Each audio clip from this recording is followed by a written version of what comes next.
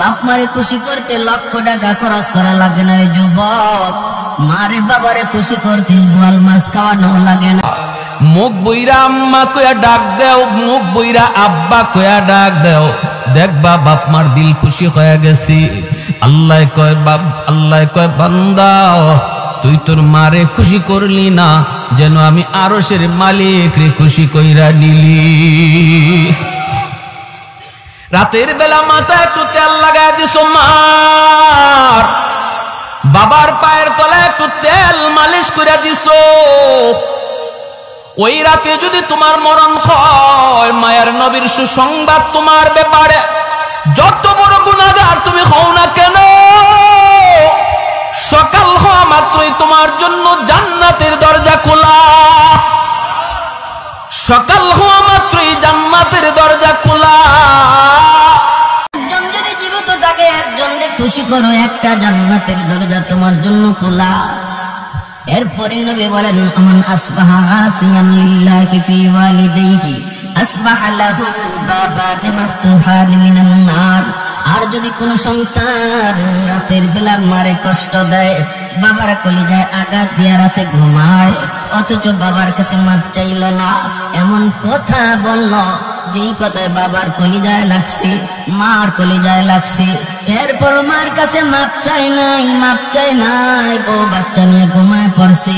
মায়ের নবী দয়ার নবী বলেন, তুমি যত বড় হাজি সাবার নামাজি হও, সকাল হওয়া মাত্রই তোমার জন্য জাহান্নামের দুইটা দরজা খোলা।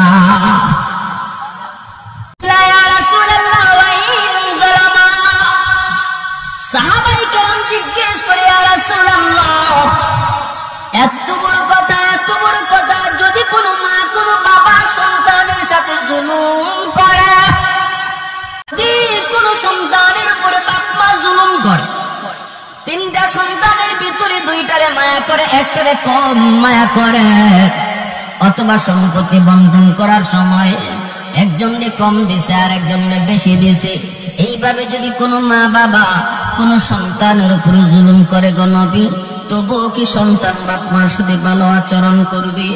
এই প্রশ্ন যখন মায়ের নবীকে করলেন সাহাবী, আমাদের অনেকেরই মনে এই প্রশ্ন করতে পারে, আমাকে অনেকে ফোন দিয়ে এই কথাটা জিজ্ঞেস করে, হুজুর বাবা তো আমাকে ঠগাইছে, ভাইরে ভালো ভালো জমি দিছে, আমাকে জমি ভালো দেয় নাই, ভাইয়ের সন্তানকে বেশি আদর করে আমার সন্তানরে কম মায়া করে, এইভাবে দুই চোখে দেখে, তবুও কি আমি মারে খাওয়াবো, তবুও কি আমি বাবারে খাওয়াবো?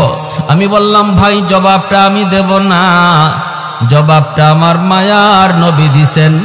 সাহাবীরা একই প্রশ্ন করলেন, নবী জবাব দিলেন, ওয়া ইন যালামা ওয়া ইন যালামা ওয়া ইন যালামা। নবী তিনবার বলেছেন, যদি বাপ মা জুলুমও করে তবুও সন্তান জুলুম করতে পারবে না, ভালো আচরণ করতে হবে। একমাত্র কারণ হলো তিনি আমার মা, একমাত্র কারণ তিনি আমার বাবা, একমাত্র কারণ তিনি আমার বাবা, তিনি আমার মা। তার উসিলায় আমি দুনিয়া দেখেছি, তার উসিলায় আমি বড় হয়েছি, তার উসিলায় আমি আজকে ম্যাজিস্ট্রেট, তাদের উসিলায় আজকে আমি ডাক্তার, তাদের উসিলায় আজকে আমি শিল্পপতি। আল্লাহ পাক খালিক আর মালিক, বাপ মা হলো এজন্য আল্লাহ পাক রব্বুল আলামিন পবিত্র কোরআনের সূরাতুল লুকমানের মধ্যে তিনি বলেন, আনিশকুর লি ওয়ালি ওয়ালিদাইক, আমি আল্লাহর শুকরিয়া আদায় করো, সাথে সাথে তোমরা তোমাদের মা বাবার শুকরিয়া আদায় করো, সাথে সাথে বলছেন বাপ মার শুকরিয়া আদায় করো, কারণ আমি খালিক আর মা বাবা তোমাদের দুনিয়া আসার উসিলা। অতএব যখনই আমি আল্লাহর শুকরিয়া আদায় করবা খালিক হিসাবে, তখনই সাথে সাথে বাপ মার শুকরিয়া আদায় করো তারা দুনিয়ায় আসার উসিলা হিসাবে। এই যে মুর্দেগান আজ আমাদের কাছ থেকে বিদায় নিলেন, আমাদের কাছে তাদের কোনো পাওনা আছে কিনা? আমরা যে তাদের রুহের মাগফিরাত কামনা করব, কোন তরিকায়, কিভাবে তাদের জন্য আমরা উপকার করব, এই বিষয় নিয়ে আমি কিছু কথা বলবো ইনশাআল্লাহ। আল্লাহ যদি আমাকে তৌফিক দান করেন, সবাই বলে আমিন। মুআজ্জাজ হাজিরিন, বনু তামিম গোত্র মদিনার একটি প্রসিদ্ধ গোত্রের নাম। এই বনু তামিম গোত্রের এক যুবক আল্লাহর নবীর কাছে একটা প্রশ্ন নিয়ে হাজির হলো। প্রশ্নটা হলো, ইয়া রাসূলুল্লাহ, আমি একটা কথা জানার জন্য আপনার কাছে এসেছি। নবীজি বলেন, কি কথা বলো? এই কথা বলার আগেই যুবকের চেহারা ফ্যাকাশে হয়ে গেল, যুবকের চোখে পানি জমে গেল, সে কান্না শুরু করল। নবীজি বলেন, বলো, তোমার কি কথা বলো। তখন বলতেছি, ইয়া রাসূলুল্লাহ, আমার জিজ্ঞাসা হলো, মানুষ মারা যাওয়ার পর ওই মৃত ব্যক্তির জন্য আমরা যারা জীবিত, আমাদের পক্ষ থেকে কোনো খেদমত করার সুযোগ আসেনি। আমরা তো জীবিত মানুষের খেদমত করি, কিন্তু ওই যুবক নবীজির কাছে প্রশ্ন রাখলো, মৃত মানুষের জন্য খেদমতের কোনো ব্যবস্থা আছে কিনা। নবীজি বললেন, কেন বলো? এই কথা বলতেই বলে, ইয়া রাসূলুল্লাহ, আমি একজন অসহায় এক যুবক, আমি আমার মা বাবার গর্ভে একমাত্র সন্তান। আমার মা আমার বাবা বড় কষ্ট করে আমাকে লালন পালন করেছেন। অভাবী সংসার, বাবা দিন আনতেন, দিন খাইতাম। কখনো বাবা যদি কাজে বের হতে না পারতেন, তাহলে এই দিন উপাস থাকতে হতো। আমি কত দেখেছি, মা নিজের খানাটা আমাকে খাওয়াইছেন, মা উপাস ছিলেন। আমি কত দেখেছি আমার বাবা উপোস ছিলেন, শেষ বয়সে চিকিৎসার অভাবে মারা গেলেন। কিন্তু ইয়া রাসূলুল্লাহ, আমি কোনোই উপকার করতে পারলাম না। আমার কাছে তখন টাকা পয়সা ছিল না, আমি উপযুক্ত হয়েছি, টাকা পয়সা কামানোর কোনো সুযোগ আমি পাই নাই। চোখের সামনে সে অভাব আর কষ্ট আর কান্না নিয়েই আমার আম্মা আমার আব্বা দুজন কবরে চলে গেলেন। আমি কোনো খেদমত করতে পারি নাই, কোনো খেদমত করতে পারি নাই। এই ধরনের আমাদের মধ্যে আসেনি না? নাই, আছে। যুবক বলতেছে, ইয়া রাসূলুল্লাহ, এখন আল্লাহ আমাকে অনেক সম্পদ দিছে, আমি এখন প্রচুর সম্পদের মালিক, টাকা পয়সার কোনো অভাব নাই, কিন্তু আমারই টাকা দিয়ে কার খেদমত করব? যার খেদমত করার ছিল সে তো নাই, তারা তো নাই। ওগো নবীজি, এখন আমি শুধু রাতের বেলা কান্না করি, চোখের পানি জড়ায়, মার সে অভাবের দৃশ্য দেখা, মার কষ্টের কথা চিন্তা কইরা, বাবার কষ্টের কথা চিন্তা করে, যে আজ আমি চাইলে আমার আম্মাকে আমার আব্বাকে যত বড় ডাক্তার হোক তারে দেখাইতে পারতাম, মাকে একটা ভালো শাড়ি কিনে দিতে পারতাম, আব্বারে একটা ভালো লুঙ্গি কিনে দিতে পারতাম। যখন মা বাবা দুনিয়া ছিল তখন আমার তৌফিক ছিল না, আর এখন আল্লাহ আমাকে তৌফিক দিছে, কিন্তু সুযোগ কেড়ে নিয়েছে, মা বাবা কবরে শায়িত। ইয়া রাসূলুল্লাহ, ওগো নবীজি, আমি জানতে চাই, আমি কি আমার আম্মা আব্বাকে কোনো খেদমত করার সুযোগ আছে? এই কথা বইলে যুবক কাঁদতেছে। যুবকের কান্না দেখে আমার আপনার রহমতের নবীও কান্না শুরু করে দিছে। কারণ নবীজি তো মা বাবার কথা শুনলে এমনিতেই নরম হয়ে যান।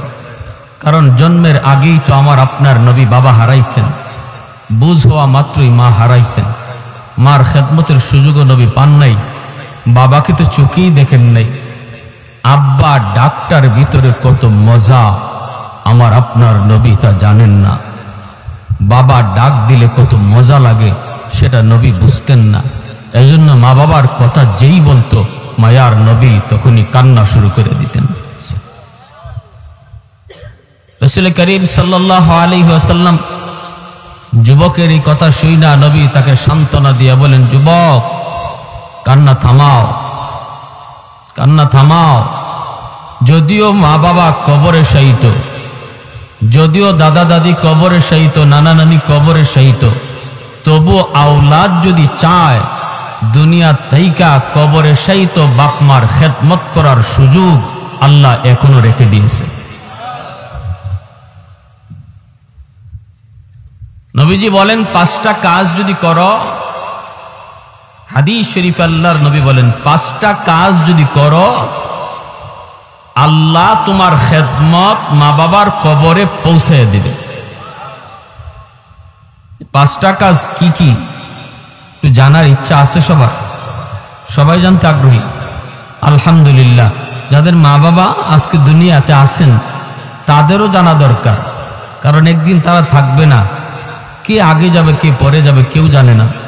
আসার সময় সিরিয়াল মেনটেন হয়, যাবার সময় কোনো সিরিয়াল নেই, কে আগে যায় কেউ জানে না। আমরা যারা মাটির উপরে থাকব আমাদের জন্য করণীয় কি? নবীজি বলেন হাদিসের আলোকে 5টা আমল যদি আমরা করি তাহলে আমরা আমাদের কবরে শায়িত মুর্দেগানের খেদমত করতে পারব। আল্লাহর নবী রহমতের নবী বলেন 5টা আমল। 1 নম্বরে নবী বলেন আসসালাতু লাহুমা।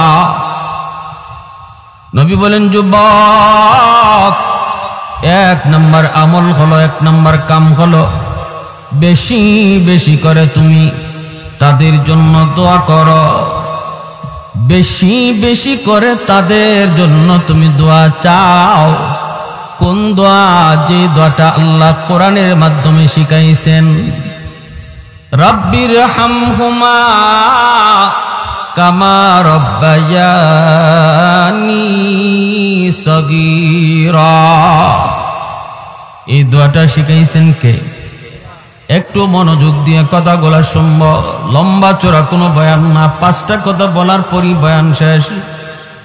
একটু